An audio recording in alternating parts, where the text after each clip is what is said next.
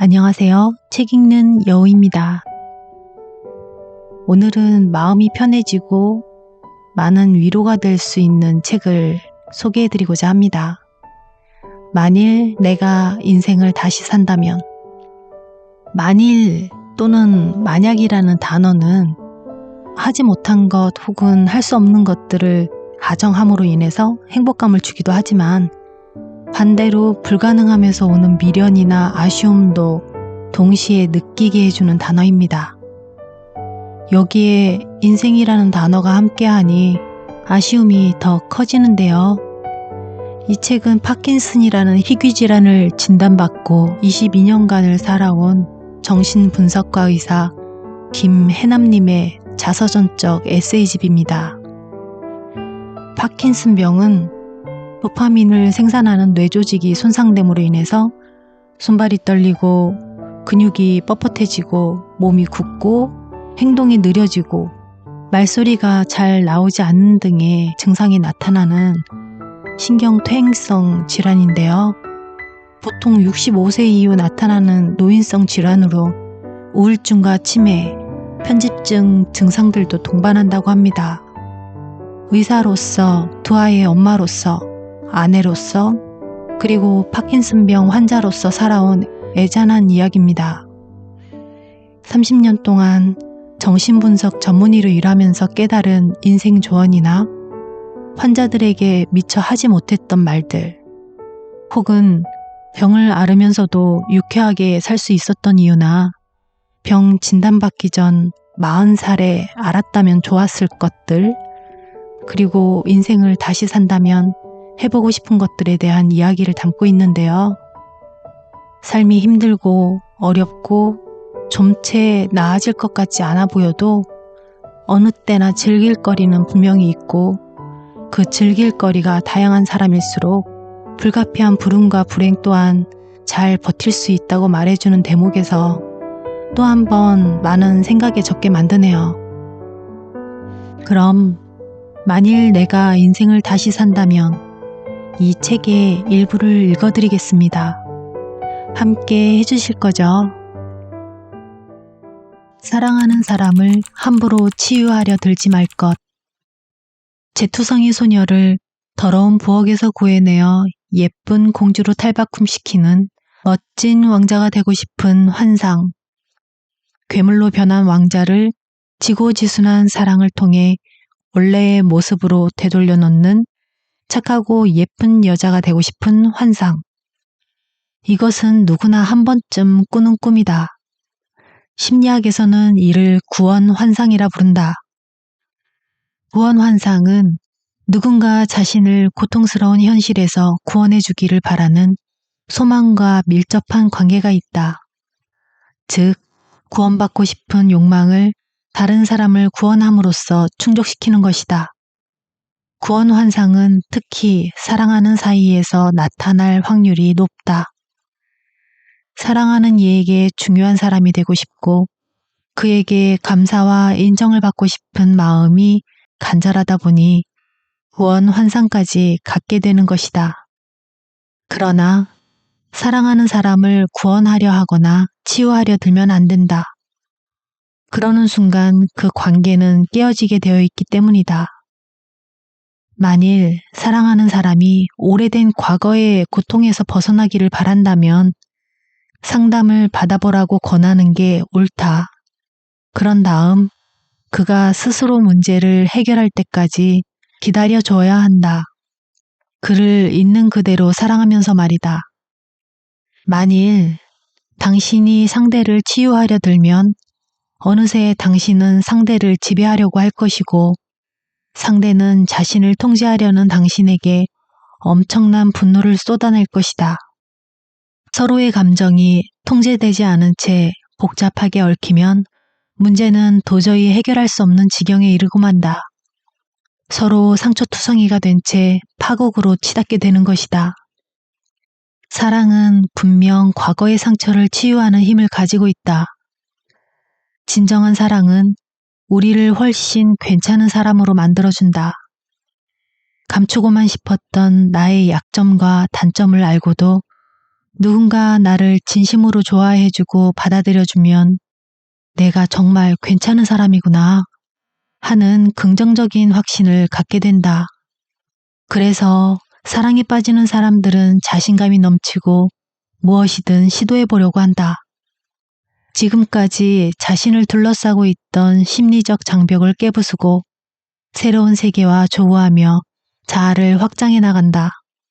사랑 안에서 과거의 상처를 극복하고 그로부터 자유로워지는 것이다. 그래서 정신분석가들은 좋은 치료자 100명보다 사랑하는 사람을 만나는 게 더 낫다 라는 말을 하기도 한다. 하지만 그것은 당신이 쏟는 사랑 자체에서 나오는 것이지 당신이 상대를 치유할 수 있는 것은 아니다. 당신이 사랑하는 사람에게 해줄 수 있는 것은 그저 사랑하는 일, 그리고 기다려주는 일뿐이다. 내가 열등감을 가지고도 즐겁게 사는 비결. 한 여자아이가 있었다. 집에 놀러온 손님들은 그 아이를 보면 농담 반 진담 반으로 그랬다. 이 집은 왜 셋째 딸이 제일 안 이뻐? 큰언니와 둘째 언니 그리고 여동생은 얼굴도 조망만하고 하얀 피부에 눈도 큰 미인이고 남동생은 누가 봐도 잘생겼는데 셋째 딸인 여자아이는 자기가 봐도 그다지 예쁜 구석이 없긴 했다. 그래서 여자아이는 자기가 너무 못생겼다고 생각했고 더 나아가 자신이 늘 부족하다고 여겼다. 그러다 보니 사람들 앞에서 나서는 게 점점 두려워졌다. 사람들 앞에만 서면 자꾸 떨려서 발표도 잘 못했다. 그래서 학창시절 반장 같은 걸 해본 적이 단 한 번도 없었다. 그 여자아이는 바로 나다. 어쩌다 사람들에게 이 이야기를 하면 모두 깜짝 놀라곤 했다. 에이, 설마요. 선생님은 열등감 같은 거 전혀 없으시잖아요. 동안에 귀여우시고 발표할 때 전혀 떨지 않으면서 무슨 말씀이세요? 하긴 내가 가진 건 미모뿐이라며 우스갯소리로 잘난 척하고 학회에서는 제법 인기 강사로 평가되니 그런 말을 할 법도 하다. 그러나 어릴 적 나는 정말로 열등감이 많았다. 인간이 살아가는데 가장 중요한 것은 사랑받는다는 사실이다. 그런데 외모를 보면 예쁜지 안 예쁜지부터 따지는 세상에서 예쁘지 않다고 평가받는 것은 여자아이에게 굉장한 수치심을 불러일으킨다. 사람들은 못생긴 나를 좋아해주지 않을 거야 라는 두려움에 떨며 사람들에게 사랑받기 위해 예쁜 짓을 하면서도 속으로는 그렇게 해야만 자신을 봐주는 세상과 사람들에게 분노하게 된다. 어린 시절 아이에게 못생겼다는 말은 자존감 형성에 있어 부정적인 영향을 끼칠 수밖에 없다. 우리의 자존감은 타인의 시선을 통해서 형성된다. 자존감이란 말 그대로 자신을 존중하는 마음인데 자신을 존중하기 위해서는 자신이 좋은 사람이라는 믿음이 있어야 한다. 이때 만일 다른 사람들이 자신을 반겨주고 사랑해주며 웬만한 실수도 이해하고 받아주면 우리는 자신이 좋은 사람이라는 느낌을 갖게 된다. 그런데 사람들이 자신을 좋아해주지 않으면 버림받을지도 모른다는 두려움에 휩싸인다. 그리고 자신이 얼마나 아름답고 괜찮은 사람인지 모른 채 스스로를 창피해하고 자책하면서 불안한 삶을 살게 된다. 그러나 사실 열등감은 어느 누구에게나 있다. 왜냐하면 모든 일을 다 잘하거나 모든 것을 완벽히 갖춘 사람은 이 세상에 아무도 없기 때문이다. 하지만 열등감의 뿌리가 너무 크고 깊으면 그 사람의 인생은 어둡고 불행해질 수밖에 없다. 열등감이 크고 자존감이 낮은 사람들은 자신이 못나고 무가치하다고 믿기에 행복해질 수 있는 많은 기회와 가능성을 애당초 포기해버리기 때문이다. 그렇다고 해서 열등감이 늘 나쁜 것만은 아니다. 나는 못생겼고 부족하다는 열등감을 극복하기 위해 책을 많이 읽었고 공부도 더 열심히 했다.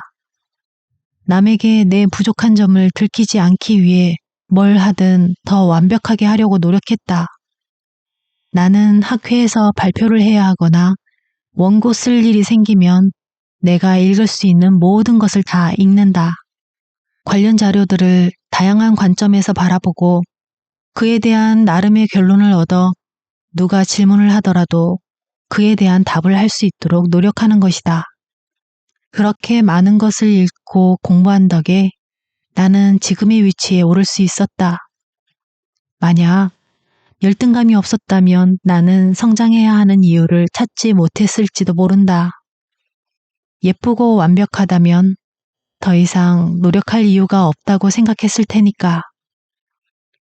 열등감이 있다면 그것을 어떻게든 숨기려고만 하지 말고 다른 장점을 키워 열등감을 점점 더 작게 만드는 것이 좋다. 그러나 열등감이 크고 자존감이 낮은 사람들은 주어진 일을 견디고 해 나갈 뿐이지 자신이 주인이 되어 목표를 세우고 나아가지 못한다. 자신에게 그런 능력이 없고 해봤자 실패할 것이 뻔하다고 생각해 미리 포기해버리기 때문이다. 그리고 타인의 공격에 무방비 상태가 되어 당하기만 한다. 못생겨서 싫어 라는 무례한 말을 듣고도 가만히 있고 너는 뭐 하나 제대로 하는 게 없구나 라는 비난을 당연하다고 받아들인다. 화를 내며 부당하다고 말해야 하는 상황에서조차 아무 말 못하는 것이다. 물론 못생기고 무언가 부족하다는 게 장점이 될 수는 없다. 하지만 그것 때문에 자신의 존재 자체가 쓸모없다고 생각하는 것은 잘못이다. 왜냐하면 우리 주위에는 외모에 구애받지 않고 자신의 매력으로 사람들의 관심을 끄는 이들이 분명 있기 때문이다. 또 부족한 면도 있지만 탁월한 장점으로 자신의 가치를 높이는 사람들도 있다. 즉, 외모가 좀 못하고 부족하다는 사실이 인생을 망치는 이유가 될 수 없다. 다른 사람들이 나를 못생겼고 부족하다고 말할 수 있지만 그것으로 내 존재 가치가 없어지는 것은 아니란 말이다. 그러므로 다른 사람의 시선에서 벗어나 스스로 자신을 들여다보라. 누구나 부족한 구석이 있지만 찾아보면 좋은 구석도 많다. 그런데 부족한 것만 너무 커 보이고 자꾸만 주눅이 든다면 그것은 내가 진짜로 그런 사람이어서가 아니라 다른 사람들의 시선에 얽매여 있다는 뜻이다. 그러므로 자존감이 낮다면 우선 잘못된 시각부터 교정할 필요가 있다. 열등감이 너무 깊어 모든 것이 두렵다고 말하는 환자에게도 그렇게 이야기했다. 당신이 스스로를 바라보는 시각으로 인생은 흘러가게 되어 있어요. 당신이 스스로를 긍정적으로 보면 인생도 그렇게 흘러가고 당신이 스스로를 실패자로 보면 인생도 그렇게 흘러갈 거예요. 그러니까 다른 사람들이 당신을 바라보는 시각 말고 당신이 자신을 어떻게 바라볼지 그것부터 결정하세요. 스스로를 한심하고 모자라고 허둥대는 결점투성이로 바라보면 인생도 그렇게 흘러갈 것이다. 하지만 스스로를 착하고 남을 배려하고 뭐든 열심히 하는 사람이라고 바라보면 인생도 그렇게 흘러갈 것이다. 똑같은 나이인데도 내가 나를 어떻게 바라보느냐에 따라 인생이 바뀌는 것이다. 그리고 타인의 비난에 흔들리지 않고 틀리면 고치면 된다고 생각하고 부당한 지적에는 옳지 않다고 말할 수 있고 타인과의 관계에서 늘 피해만 본다는 사고에 물들지 않고 타인과 대등한 관계에 설 수 있는 태도 또한 나를 믿고 존중하는 데서 출발한다. 내가 나를 믿지 않는데 누가 나를 믿어줄 것이며 내가 나를 보호하지 않는데 누가 나를 보호해 주겠는가. 게다가 사랑받기 위해 다른 사람의 기대를 충족시키려고 해봐야 그 기대를 다 충족시킬 수 없을 뿐더러 결국에는 나 자신을 잃고 공허한 삶을 살게 된다. 그러니 스스로를 바라보는 시각을 바꾸고 열등감의 늪에서 빠져나와라. 신기한 것이 면담을 하다 보면 환자가 좋아지고 있다는 최초의 사인은 얼굴에서부터 나타난다. 환자들이 이뻐지고 멋있어지는 것이다. 바로 자신감의 회복을 알리는 사인이다. 자신감이 회복되고 자존감을 찾게 되면 얼굴이 편안해지고 피부가 좋아지면서 빛이 난다. 또한 자신을 억압하고 잡아 끌어내리던 무의식적인 힘으로부터 자유로워지면 능력도 발전한다. 잃어버린 자존감을 되찾고 새로 태어난 기분으로 세상을 향해 힘찬 발걸음을 내딛게 되는 것이다. 그러니 정말 아름답고 멋진 사람이 되고 싶다면 자신의 자존감부터 체크해 볼 일이다. 자신감이 넘치는 사람은 언제 어디서든 빛이 나고 멋있어 보이기 마련이니까 말이다. 가까운 사람일수록 해서는 안 될 것들이 있다. 차라리 내가 엄마 환자였으면 좋겠다. 학창시절 아들과 딸이 가끔씩 푸념처럼 하던 말이다. 내가 환자 이야기는 잘 들어주면서 정작 집에 와서는 자식들의 이야기엔 귀 기울이지 않고 잔소리만 늘어놓는다는 것이었다. 요리사가 집에 와서 아무거나 시켜 먹는 거랑 똑같다면서. 그럴 때마다 나는 가슴이 뜨끔했다. 언제부턴가 아이들에게 엄마 지금 바쁘니까 나중에 얘기해 라는 말을 버릇처럼 해왔기 때문이다. 아이들은 그 말을 들으며 얼마나 서운했을까. 사실 사람들은 가깝지 않을수록 더 친절한 경향을 보인다. 가깝지 않다 보니 상대의 마음을 배려하고 원하는 것도 참으면서 의견을 조율한다. 갈등을 만들지 않고 원만한 관계를 유지해야 하기 때문이다. 또 상대에게 기대하는 바가 그리 크지 않다 보니 서로 다르다는 것도 비교적 쉽게 받아들인다. 그래서 실망하는 일도 별로 없다. 반면 가까운 사이일수록 우리는 아무것도 아닌 일에 쉽게 상처받고 화를 낸다. 서로를 잘 알기에 오히려 깊은 상처를 줄 수 있고 내가 상대로부터 무언가를 절실히 원하기 때문에 사소한 일에도 크게 마음 상하는 것이다. 그리고 낯선 이에게 길을 친절히 알려주고 회사 팀원들과 일주일에 2-3번씩 술자리를 하는 사람들이 정작 집에 가면 약속이라도 한 듯 입을 다문다. 심지어 가족들이 자신에게 먼저 다가와 오늘 하루 어땠어? 힘들지? 라고 위로해 주기를 바란다. 말하지 않아도 상대방이 자신을 이해해주고 있는 그대로 자신을 받아들여 주기를 바라는 것이다. 하지만 상대방도 힘든 것은 마찬가지다. 내 병세가 악화되면서 걷는 것조차 힘들어지고 혼자선 몸을 뒤척이지 못할 정도가 되자 어머니가 나를 돌봐주기 시작했다. 물론 간병인이 따로 있긴 했지만 팔순 노모가 딸의 병수발을 들게 된 것이다.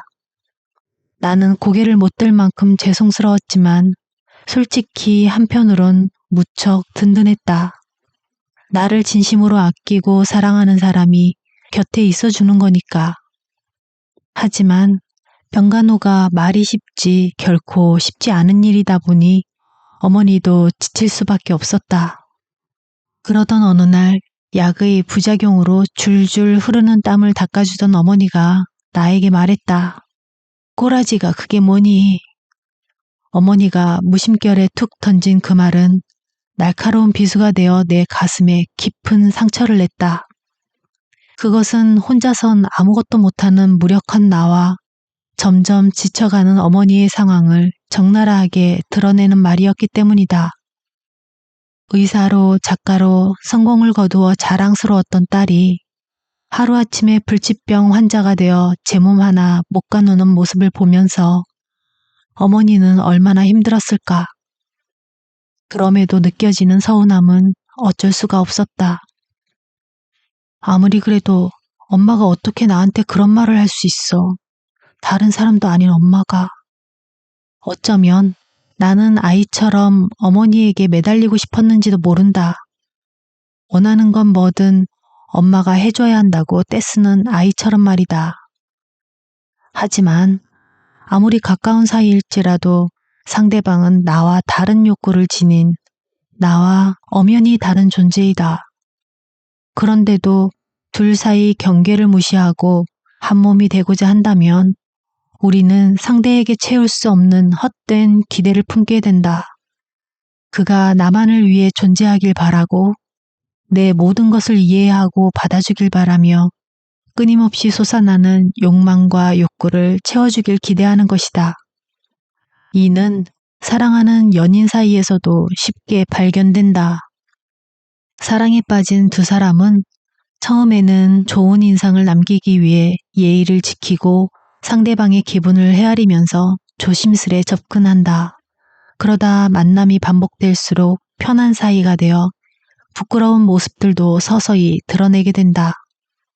그럼에도 불구하고 상대가 나를 받아들여주고 좋아해주면 우리 마음속의 어린아이는 기뻐하면서 한층 성장해 나간다. 그러나 이 기쁨을 잘 관리하지 않으면 상대가 내 본 모습에 실망해 언제든 떠날지 모른다는 불안감이 엄습해온다. 그래서 사랑을 확인하기 위해 끝없는 테스트를 시작하게 된다. 나만 바라봐 달라고, 내 얘기에 웃어달라고, 내가 세상에서 제일 소중한 사람이라고 말해달라고 끊임없이 조르는 것이다. 말 안 해도 내가 뭘 생각하고 어떤 상태인지 알아달라고 요구하고 그렇지 못하면 마음이 상한다. 그렇게 상대는 나의 모든 것을 이해하고 채워줘야 하는 존재가 되어버린다. 처음 만났을 때의 조심스러움과 배려는 사라지고 사랑이 자기중심적이고 일방적인 것으로 변해버리는 것이다. 그러면 가깝다는 이유로 서로가 서로에게 상처를 입히게 된다. 가까운 만큼 이해하고 공감할 수 있지만 무심코 휘두른 손이 상대를 핥히게 되는 것이다. 게다가 관계가 틀어져 마음이 상하면 우리는 의례 상대방에게 그 책임을 돌린다. 최선을 다한 나에 비해 상대방은 별로 애쓴 게 없는 것처럼 보이기 때문이다. 결국 쌓여있던 불만이 폭발하여 상대방에게 너 때문이야 라는 비난을 퍼붓기에 이른다. 남 탓, 내 탓을 하며 싸우지 않을 방법은 없는 걸까? 결국 관계를 끊어버리지 않는 한 고통스러운 관계를 견디는 것밖에 답이 없는 걸까? 아니다. 방법이 있다. 서로 너무 큰 상처를 입혀서 돌이킬 수 없는 상황이 되기 전에 일정한 심리적 거리를 두면 된다. 거리를 두는 것은 아예 상대방에 대한 마음을 닫아버리고 그가 무엇을 하든 개의치 않는 것이 아니다. 거리를 둔다는 것은 슬프지만 상대방이 나와 다르다는 것을 그대로 인정하는 것이다. 그가 나와 다르다고 해서 그를 비난하거나 비판하지 않고 고치려 들지 않는 것이다. 즉, 상대방을 내 마음대로 휘두르려고 하지 않고 그의 선택과 결정을 존중해 주는 것이다. 베이징 사범대학 교수 위단이 쓴 논어 심득에는 이런 말이 있다. 꽃은 활짝 피고 나면 시들 일만 남게 되고 달은 꽉 차게 되면 기울 일밖에 남지 않는다. 활짝 피기 전이나 꽉 차기 전에는 그래도 마음속에 기대와 동경이 있는 법이다. 친구나 가족의 관계도 모두 이와 같다. 어느 정도 거리를 두어야만 확 트인 마음을 가질 수 있다. 가까워진다는 것은 두 사람이 하나가 되는 게 아니다. 사랑이든 우정이든 두 사람이 친밀해지기 위해서 필요한 것은 상대가 나와 다른 사람이라는 사실을 인정하고 존중해 주는 것이다. 그렇게 서로의 영역을 함부로 침범하지 않으면서 서서히 자신을 열고 상대를 이해해 나가야 한다. 그래서 친밀함은 결과가 아닌 과정이고 이를 지속하기 위해서 노력이 필요한 것이다.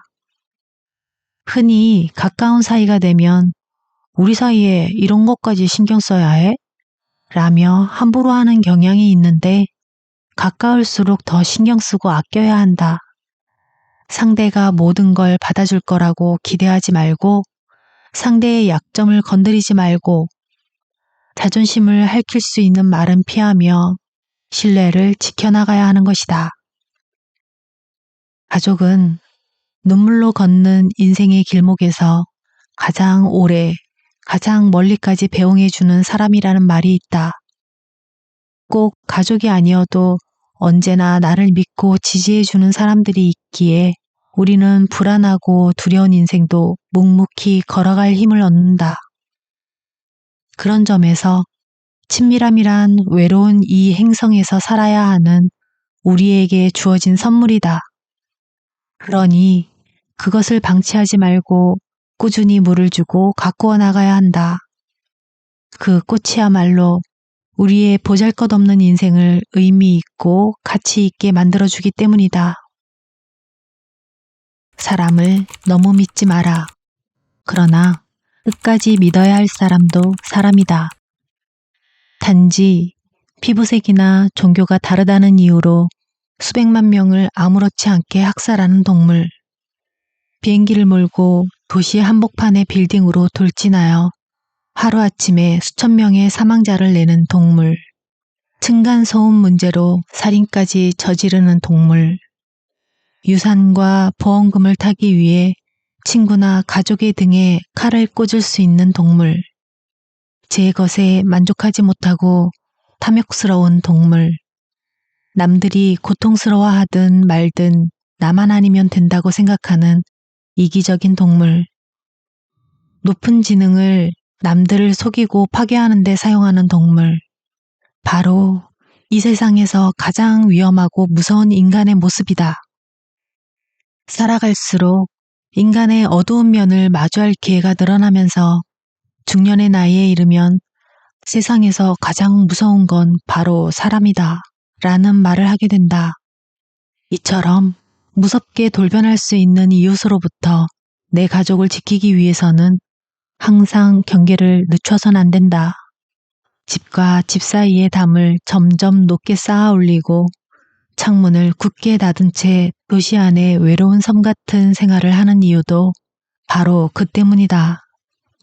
그럼에도 안심이 안 되는 사람들은 아이들에게 세상은 위험하고 무서운 일로 가득 차 있으니 사람을 쉽게 믿으면 안 된다고 주의시킨다.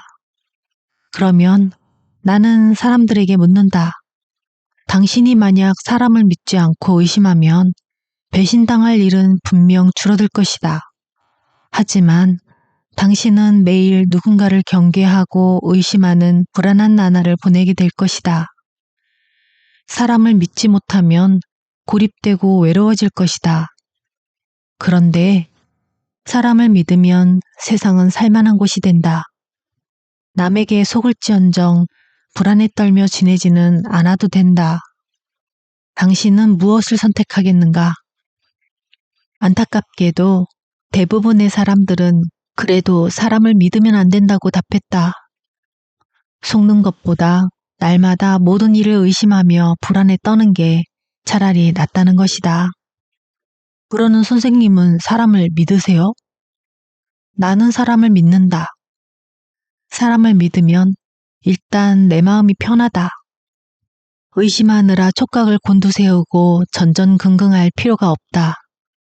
물론 그러다 배신당하면 크게 상처받을 것이다. 실제로 그런 일이 몇 번 있기도 했다. 하지만 상처가 두려워 사람을 믿지 않으면 행복도 없어져 버린다. 아직 일어나지 않은 일 때문에 오늘의 행복을 포기하고 싶지는 않다. 예를 들어 여행할 때 로마에 가면 좀도둑이 많으니까 가방을 도둑맞지 않고 싶으면 늘 조심하라고들 한다. 그런데 길거리를 다니며 만나는 사람마다 혹시 도둑이 아닐까? 내 지갑을 훔쳐가지는 않을까? 의심한다고 해보자. 그러면 지갑은 지킬 수 있을지 몰라도 여행을 즐길 수 없게 된다. 그렇게 지킨 지갑이 도대체 무슨 의미가 있을까? 여행의 맛을 전혀 느끼지 못했는데. 그렇다고 무작정 모든 사람을 믿을 수는 없다. 중요한 것은 어디까지 믿느냐 하는 범위의 문제며 믿을 수 없는 사람을 가려내는 안목도 키워야 한다. 그러나 속이려 마음만 먹으면 쉽게 속아 넘어가는 게 사람이다. 더구나 사람은 흔들릴 수 있는 존재다. 무엇에든 유혹될 수 있고 욕망에 휩싸여 사리분별을 못할 수도 있다. 그러니 100% 믿을 수 있는 사람이란 애당초 존재하지 않는다. 그러므로 인간의 치닫기 쉬운 내적 욕망이나 갈등으로부터 관계를 보호하기 위해 일종의 장치를 해둘 필요가 있다. 바로 관계에서의 한계 설정이 그것이다. 나는 사람과의 관계에 한계를 미리 설정해 두는 편이다. 관계를 맺게 되면 그 관계를 보호하기 위해 함부로 넘어서는 안 될 적정선을 만들고 지키는 것이다. 이를테면 나는 친구 사이에 돈 거래를 하지 않는다. 친구가 돈이 필요하다고 하면 받지 않을 생각으로 줄 수 있는 만큼을 줘버린다. 혹여나 받지 못하게 되더라도 마음이 상해서 우정에 금이 가지 않을 정도의 돈을 주는 것이다. 생각해보라. 내가 곧 써야 할 돈인데 친구가 돈을 갚기로 해놓고 안 갚으면 친구를 미워하게 된다. 어쩔 수 없는 사정이 있다 하더라도 원망하는 마음이 들 수밖에 없는 것이다. 그런데 친구라면 모름지기 내 모든 걸 내줄 수 있어야 한다고 설정을 해놓으면 원망하는 마음이 드는 게 당연한데도 자책을 하게 된다. 그러면 관계가 불편해지고 점차 소원해진다. 이를테면 200만 원을 빌려주면 다음 달에 갚겠다고 했던 친구가 6개월이 지났는데도 주지 않는다고 해보자. 전화를 거는 순간 빚 독촉을 하려는 게 아니라 그냥 안부를 묻는 것인데도 왠지 조심스러울 수밖에 없게 된다. 친구의 입장도 다를 게 없다. 그러므로 그럴 위험은 사전에 차단하는 것이 좋다. 한계를 미리 설정해 두는 것이 필요한 이유다. 사랑하는 사람의 성격을 바꾸려 하는 것도 마찬가지다. 사랑한다는 이유로 상대방에게 못하는 것을 하라고 강요하는 것은 옳지 않다. 유머가 없는 사람한테 유머러스해지라고 강요해봐야 그가 하루아침에 바뀔 리 만무하다. 그렇다면 그가 못하는 것들을 인정하고 받아들일 것은 받아들여야 한다. 이처럼 한계를 인정하고 존중해야 관계를 잘 끌고 갈 수 있다. 친한 친구 사이에는 비밀이 없어야 한다고 하는데 그렇다고 굳이 밝히고 싶지 않은 비밀을 털어놓을 필요는 없다. 나를 보호하기 위해 어느 누구에게도 밝히지 않았는데 단지 친함을 증명하기 위해 비밀을 드러낼 필요는 없다는 것이다. 부모 자식 사이도 마찬가지다. 긴 병에 효자 없다는 말이 있듯 아무리 부모라 해도 병수발을 해주는 자식에게 고마워해야 하고 해를 덜 끼치려고 노력해야 한다. 자식이니까 부모에게 헌신하는 게 당연하다며 아프다는 핑계로 자식에게 막 해서는 안 되는 것이다. 이처럼 각자가 가진 욕심과 욕망이 충돌할 때 한계를 미리 설정해 놓으면 나와 상대방 모두를 보호할 수 있고 관계를 더 안전하게 지속할 수 있다. 물론 누군가 나에게 무언가를 기대하고 있다는 걸 뻔히 알면서도 그 기대를 저버리는 건 엄청난 용기가 필요한 일이다. 기대를 저버린다는 건 당신이 나에게 실망하고 나를 싫어한다고 해도 어쩔 수 없다. 다 받아들이겠다. 라고 말하는 것과 같기 때문이다. 그렇지만 서로 존중하고 진심으로 아끼는 관계는 각자의 감정을 상하게 하지 않을 선이 어디까지인지 섬세하게 조율할 수 있을 때 만들어진다. 즉, 돈을 빌려주지 않았다는 이유만으로 친구 사이가 틀어진다면 그는 애초에 당신의 진짜 친구가 아닐 확률이 높다. 그러므로 관계를 만들어 갈 때는 먼저 나의 능력이 어디까지인지, 마음이 상하더라도 스스로 회복할 수 있는 감정적 한계가 어디까지인지 파악해 두어야 한다. 그리고 그 한계선을 기준으로 아무리 가까운 사람이라고 해도 내 삶까지 망가질 것 같을 때는 미안하지만 더 도와줄 수 없다 라고 말할 수 있어야 한다. 특히 자신보다 남을 더 신경 쓰느라 정작 자기 마음이 골마터진 것을 보지 못하고 좋은 관계를 망치고 싶지 않아서 솔직한 마음을 억누르며 혼자 상처받아온 사람일수록 한계 설정은 반드시 필요하다. 끝까지 사람을 믿고 사람과 더불어 살기 위해 해야 할 최소한의 장치가 바로 한계 설정인 것이다. 네, 책 읽기는 여기까지입니다. 이집트인은 죽음에 대해 멋진 믿음을 가지고 있었던 거 아나? 영혼이 하늘에 가면 말이야. 신이 2가지 질문을 했다네. 대답에 따라서 천국에 갈지 말지가 정해졌다고 하지. 인생에 기쁨을 찾았는가? 자네 인생이 다른 사람들을 기쁘게 했는가? 대답해보게. 책의 맨 마지막쯤에 그녀의 10가지 버킷리스트와 진행 상황이 적혀 있습니다.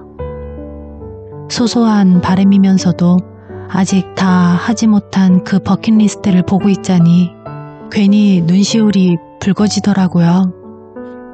어릴 적 버킷리스트와 나이가 들어감에 따라 생기는 버킷리스트는 대부분 상당한 차이가 있습니다. 어른이 된 후 버킷리스트는 식견이 넓어지면서 현실 가능성 여부 한 스푼, 내 삶에 도움이 되는지 한 스푼, 우선순위 한 스푼, 계속 양념이 더해지기도 하고 현 생활에 쫓겨 살아오다 보니 미처 작성하지 못한 경우도 있습니다. 아니면 이미 다 이루었거나. 제 어릴 적 코찔찔이 시절에 어른이 되면 꼭 하고 싶었던 버킷리스트가 2가지가 있었습니다. 그 중 한 가지가 원 없이 먹기였습니다. 집안에 할머니께서 같이 계셔서 생활 습관이나 먹는 것들이 굉장히 엄격하고 제한적이었는데요. 하루는 할머니께서 시골에 가셔서 다락방에 있던 귤 한 상자를 동생이랑 이틀 동안 다 먹어치웠던 적이 있었습니다. 물론 상자 개념을 지금처럼 앙증맞은 크기로 생각하시면 안 됩니다. 진짜 배가 터질 정도로 큰 상자거든요. 그거 다 먹고 얼굴과 손발이 샛노래졌던 기억이 나네요. 여러분들도 빛바래져 잊혀진 버킷리스트가 있으신가요? 저는 새롭게 제 인생 버킷리스트를 다시 작성해 보려고요. 너무 거창하지 않게. 그럼 오늘은 여기서 인사드려야겠습니다. 오늘도 행복한 하루, 편안한 밤 되세요.